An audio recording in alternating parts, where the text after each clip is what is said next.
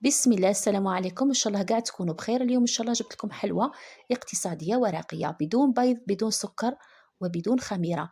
مكونات جد بسيطه تخرج لكم كميه كبيره. هذه الحلوى محشيه الداخل بواحد الحشو اقتصادي في متناول الجميع. وثاني التزيين خدمناه في المنزل. اذا حبيتوا تشوفوا هذه الوصفه مع هذا التزيين مع هذا الديكور ابقوا معي حتى الاخير وبسم الله نبداو. نقسم لكم حبه على السريع تشوفوها. ديكور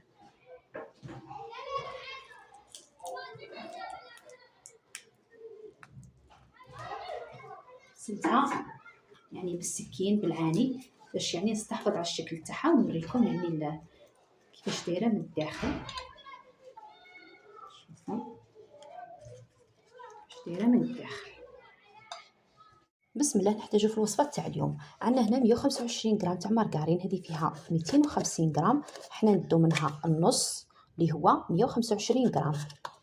عندنا 2 كيس تاع لافاني، عندنا نص كاس تاع نشاء الذره اللي هو المايزينا، ونص كاس تاع مربى المشمش. تقدروا تبدلوه بسكر رطب، بصح بالمربى راح تبقى لكم الحلوى تاعكم مده طويله، يعني تبقى الصلاحيه تاعها اطول مده. عندنا رشه تاع ملح، فرينه اللي هو الدقيق الابيض، وجدت هنا 2 كيسان ونص. راح نلمد العجينه ونقول لكم بالضبط شحال بقى لي منها. بسم الله نبداو في الوصفه تاع اليوم. وصفه يعني سهله كما راكم شفتوا، ما فيهاش البيض وما فيهاش الخميره وما فيهاش السكر. يعني كاين بزاف سقساوني على كليكات قال لك نقدروا نخدموهم بالسكر الطب. هي تقدروا تخدموهم بالسكر الطب بصح يعني بالمربى راح يبقاو طريين اطول مده ممكنه، وثاني تبقى مده الصلاحيه اللي فيهم تبقى طويله. هنا حطيت المارغرين، خلطوها شويه هكذا باش تطرى، ماشي بزاف غير شويه، هي اصلا راهي طريه شويه. باش ما تعذبناش في الخدمه نزيدو عليها مربى المشمش اللي هو نص كاس، تقدروا تستعملوا في بلاصته سكر طب. حلوة ما فيهاش البيض ما فيهاش الخميرة، سهلة في التحضير. هنا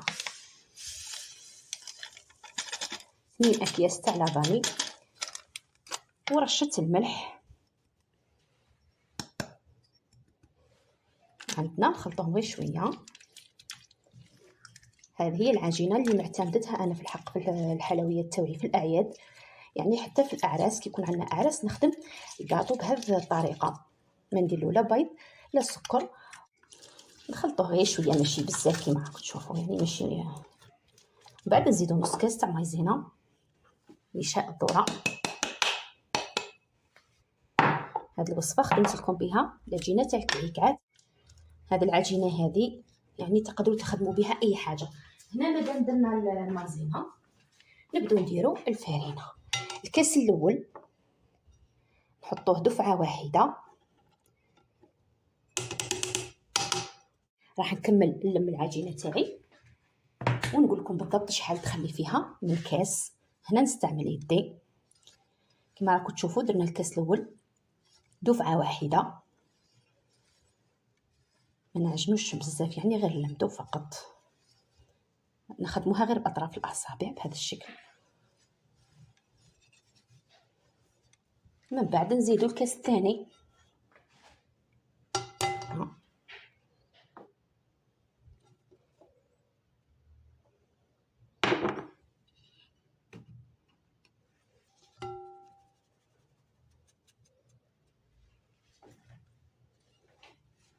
ما تديش الوقت، هاد الوصفه بالخف توجد.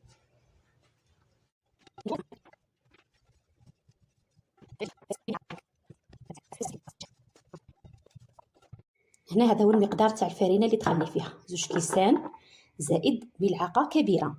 هنا درت 2 مغارف وهنا بقات لي ملعقه، معناتها دخلوا لي فيها 2 كيسان زائد ملعقه كبيره. نشوفوا ها. هنا نلمد العجينه تاعي كما راكم تشوفوا. شوفوا القوام تاعها، القوام تاعها يكون يعني تكون عجينه متماسكه.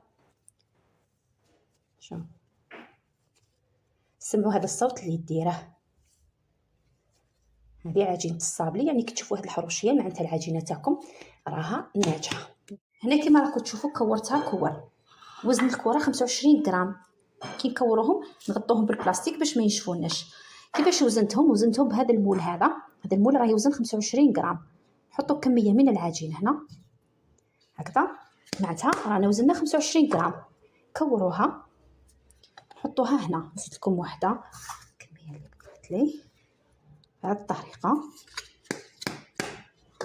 كوروها ونحطوها هنا حتى نكملوا باقي الكميه اللي عندنا تاع العجين. كوروها بهذا الشكل يعني وزنت بهذا الطابع يوزن 25 غرام. نبداو مباشره نشكلوا الحلوه تاعنا. هنا نجو نحشو الحلوه تاعنا. الحشو تاعنا اللي وريتها لكم هو حشو اقتصادي، يعني هو عباره غير على حلقومه مقطعه رقيق. قطعه حلقومه راها دير غير 100 دورو 5 دينار. يعني الحشو يبقى دائما اختياري، ديروا واش ما حبيتوا. هنا ندو كره من العجين نحلوها بهذا الشكل هذا. يعني الوصفه تاع اليوم سهله بزاف.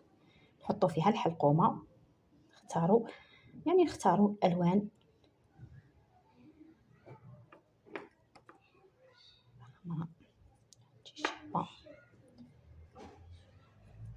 من بعد نضغطوا شويه على الحلقومه باش تلصق لنا في العجين ونغلقوها مليح. نخرجوا قبل الهواء اللي راه هنايا باش الحبه تاعنا ما تحلناش وما تخرجناش الحلقومه. من بعد كوروها طريقه جد سهله.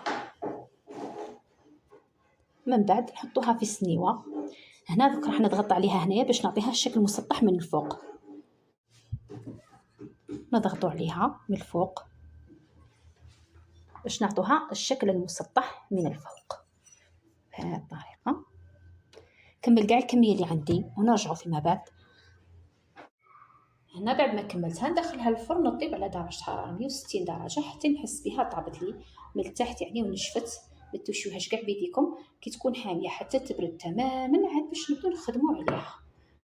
نجيو نخدموا الديكور تاع الحلوه. هنا عندي شوكولا بيضاء عادي ذوبتها، عندي هذه الحبيبات راهم يتباعوا واجدين. هنا شوكولا بيضاء ذوبتها بدون اي اضافات.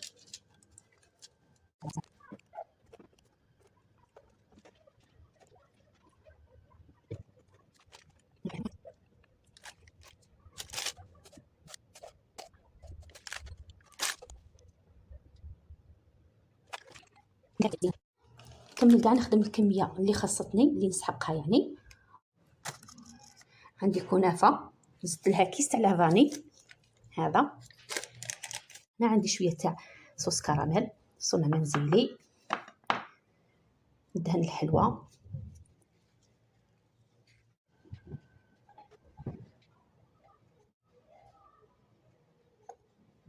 نحطوها في وسط الكنافه.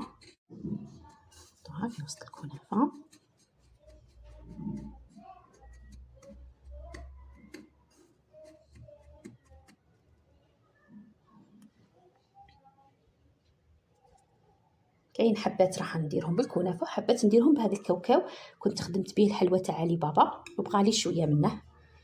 هنا كما راكم تشوفوا خدمت كميه. راح نوري لكم كيفاش تعاملوا مع هذاك يعني التلصاق تاع الكراميل كي تكونوا تخدموا به. نجيبوا شويه تاع ما يعني راح تجيكم العمليه سهله.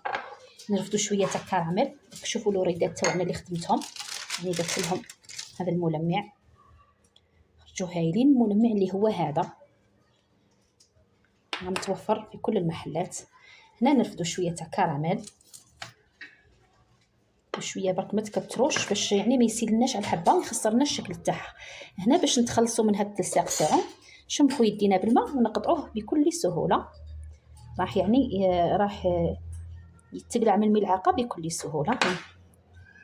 نقطروا يدينا ما نخلوهاش يعني تقطر بالماء.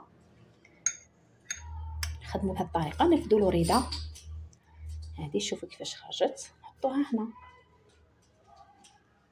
نفس الشيء مع باقي الكميه. نرفد شماخ يدي نرفد شويه كراميل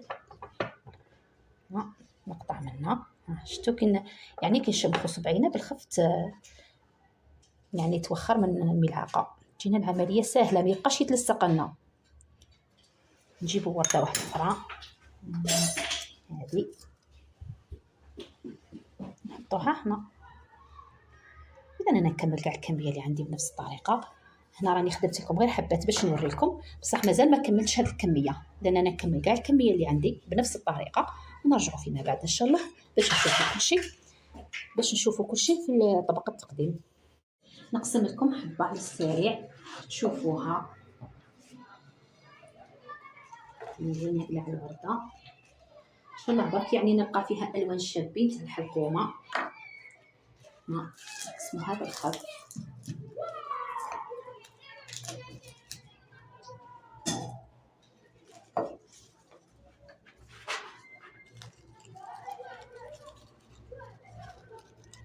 شوفوا كي دايره، نرجع لها الورده تاعها.